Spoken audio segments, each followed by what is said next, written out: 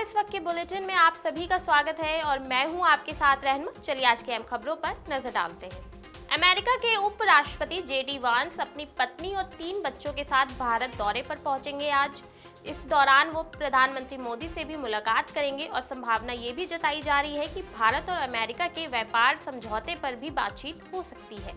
उनके स्वागत के लिए दिल्ली की सड़कों पर बड़े बड़े होर्डिंग्स लगाए गए हैं। वेंस दिल्ली पहुंचने के बाद सबसे पहले अपने परिवार के साथ स्वामी नारायण अक्षरधाम मंदिर जाएंगे। आज शाम 6:30 बजे प्रधानमंत्री मोदी पीएम आवास पर वेंस और उनके परिवार का स्वागत करेंगे। प्रधानमंत्री मोदी ने आज जेडी वेंस के सम्मान में डिनर भी रखा है। इसके बाद दोनों देशों के बीच आधिकारिक बातचीत होगी। इस दौरान विदेश मंत्री एस जयशंकर, एनएसए अजित डोभाल, विदेश सचिव विक्रम मिस्री और अमेरिका में भारत के राजदूत विनय मोहन क्वात्रा भारतीय टीम के मेंबर होंगे। वेंस के साथ 5 सदस्य शिष्टमंडल आ रहा है। वेंस अपने भारत दौरे में आगरा और जयपुर भी जाएंगे। अमेरिकी उपराष्ट्रपति के दौरे को देखते हुए दिल्ली और आसपास की सुरक्षा बढ़ा दी गई है। दिल्ली के अलग अलग इलाकों में मॉक ड्रिल भी की गई है। बता दें कि अमेरिका के उपराष्ट्रपति जेडी वेंस का दौरा ऐसे वक्त में हो रहा है जब राष्ट्रपति डोनाल्ड ट्रंप ने भारत समेत 60 देशों पर टैरिफ लगाया है। इसलिए दोनों पक्षों की बातचीत में व्यापार का मुद्दा सबसे ऊपर रहने वाला है। इसके साथ साथ क्षेत्रीय सुरक्षा और दोनों देशों के संबंधों को लेकर भी बातचीत होगी। जम्मू कश्मीर में पिछले कई दिनों से लगातार बारिश हो रही है। वहीं रामबन जिले में बारिश के बाद बादल फटने से 3 लोगों की मौत हो गई। वहीं पुलिस ने 100 लोगों को रेस्क्यू किया है। कई इमारतें और वाहन क्षतिग्रस्त हो गए हैं। कई जगह पर रास्ते ब्लॉक हो गए हैं। एक ही रात में इलाके के लोगों को भारी नुकसान हुआ है। कई लोगों के मकान और दुकान पूरी तरह से तबाह हो चुके हैं। जम्मू श्रीनगर राष्ट्रीय राजमार्ग पर नासरी और बनिहाल के बीच 1 दर्जन स्थानों पर भूस्खलन हुआ है और पहाड़ से मलबा गिरा है, जिसके कारण दोनों तरफ से यातायात बंद हो गया है। इसके चलते सैकड़ों यात्री, ट्रक और बसें रास्ते में ही फंसी हुई हैं। पूरे क्षेत्र में नदी नाले उफान पर हैं। धर्मकुंड गांव में 40 मकानों को भारी नुकसान हुआ है। मोबाइल टावर क्षतिग्रस्त होने से दूरसंचार सेवाएं भी बाधित हुई हैं। ताजा जानकारी के मुताबिक बीती रात रामबन में भारी बारिश हुई। अभी फिलहाल बारिश रुक गई है और आज दोपहर तक मौसम में सुधार होने की उम्मीद है। हमारी तो शादी है, हम जा रहे हैं नील गगननाथ के लिए। तो कल जो बारिश गिरी उसकी वजह से आज ये हाल हो रही है, तो अब पैदल जाना पड़ रहा है यहाँ से। तो आप कहाँ से आए हैं? हम आए रामबन कड़मा से।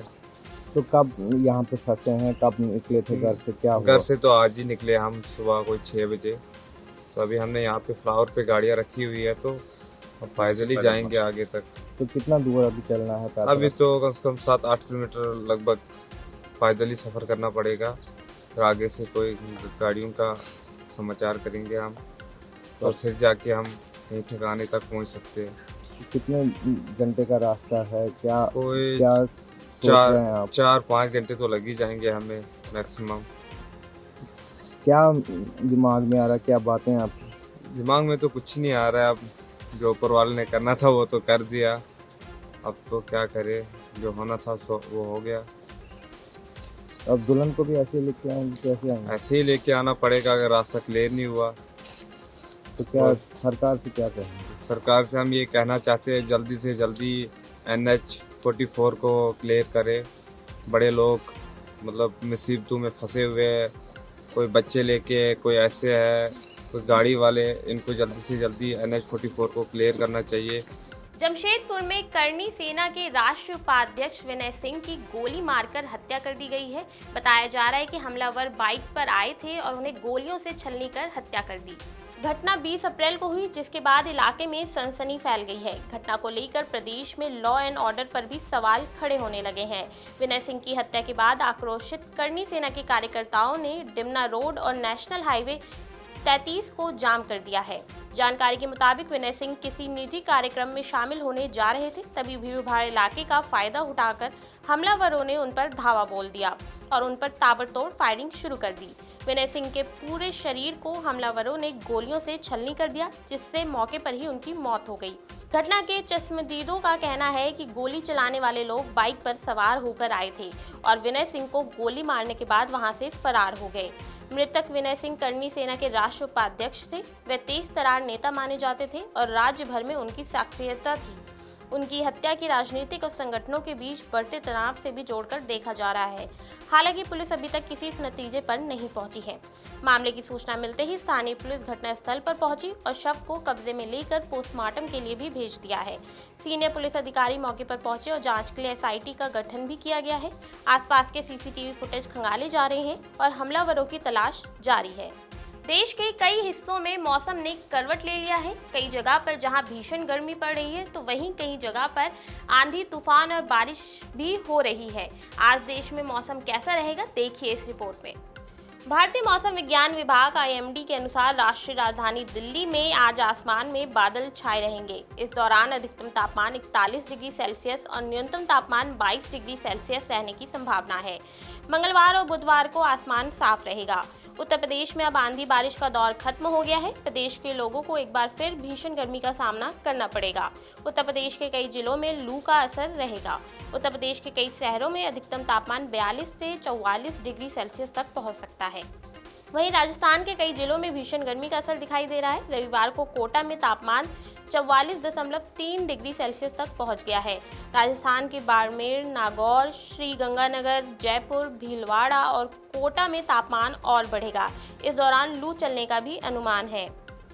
IMD ने पश्चिमी हिमालय क्षेत्र के कुछ हिस्सों में गरज के साथ बारिश का अनुमान भी जताया है। IMD ने जम्मू कश्मीर के कुछ हिस्सों में भारी बारिश की भविष्यवाणी करते हुए रेड अलर्ट भी जारी किया है। इंडोनेशिया में एक बार फिर भूकंप आया है। बताया जा रहा है कि 5.5 की तीव्रता से भूकंप आया है और ये जानकारी जर्मन रिसर्च सेंटर ने दी है। GFZ के मुताबिक भूकंप का केंद्र जमीन से 10 किलोमीटर गहराई में था। इस भूकंप से किसी के घायल होने या किसी नुकसान की कोई खबर नहीं है। नेशनल सेंटर फॉर सिस्मोलॉजी के अनुसार ये भूकंप इंसरैम द्वीप के सुलावेसी के कोटामोबागु के दक्षिण पूर्व में रात 11:50 पर आया था। बता दें कि दिल्ली सहित उत्तर भारत के कई इलाकों में शनिवार 19 अप्रैल की दोपहर में भूकंप के हल्के झटके भी महसूस किए गए थे। पृथ्वी विज्ञान मंत्रालय के नेशनल सेंटर फॉर सिस्मोलॉजी के अनुसार ये भूकंप दोपहर 12:18 पर आया था। शनिवार को आए इस भूकंप का केंद्र अफगानिस्तान के सतह से 130 किलोमीटर की गहराई पर था और रिक्टर स्केल पर भूकंप की तीव्रता 5.8 थी। बता दें, इंडोनेशिया प्रशांत महासागर के किनारे फैला हुआ है और इसे दुनिया का सबसे खतरनाक भूभाग माना जाता है, जहां ज्वालामुखी फटने और जमीन के अंदर हलचल होने से भूकंप आते हैं। कई बार इन भूकंपों की वजह से सुनामी भी आ जाती है और इसी वजह से ये क्षेत्र रिंग ऑफ फायर के हिस्से में आता है, जहां दुनिया के 75% सक्रिय ज्वालामुखी पाए जाते हैं। तो ये थी आज की अहम खबरें जिन पर हमारी दिन भर नजर बनी रहेगी। ऐसे ही देश और दुनिया की तमाम खबरों के लिए देखते रहिए नवोदय टाइम्स पंजाब केसरी।